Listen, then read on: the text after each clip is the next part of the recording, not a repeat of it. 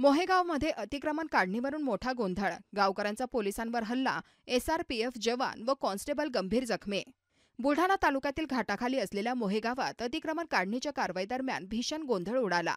प्रशासन आणि पोलीस कर्मचारी अतिक्रमण हटवण्यासाठी पोहोचले असता स्थानिक ग्रामस्थांनी आक्रमक होत पोलिसांवर थेट हल्ला चढवला.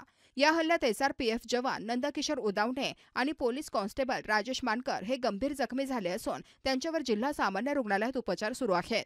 गेल्या अनेक दिवसांपासून मोहेगावमधील अतिक्रमण काढण्याचा मुद्दा चिघळलेला असून याआधी सुद्धा गावकरी बोरा मागणीसाठी जिल्हाधिकारी कार्यालयावर आंदोलनासाठी आले होते. मात्र आजची घटना प्रशासनासाठी चिंतेची घंटा ठरत आहे. अतिक्रमण हटवण्याच्या कारवाईचा ग्रामस्थांनी तीव्र विरोध करत अचानक हल्ला केल्याने परिस्थिती तणावपूर्ण झाली. या हल्ल्यात एसआरपीएफ जवानासह अनेक पोलीस कर्मचारी जखमी झाले असून काहींवर मोताळा येथे उपचार सुरू आहेत. पोलीस यंत्रणेला रोषाचा सामना करावा लागत आहे.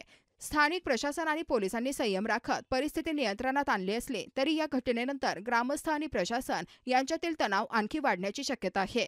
पोलिसांवर हल्ला ही अत्यंत गंभीर बाब असून संबंधितांवर कडक कारवाई केली जाईल अशी माहिती वरिष्ठ पोलीस अधिकाऱ्यांनी दिली आहे. या घटनेने जिल्ह्यात खळबळ उडाली आहे.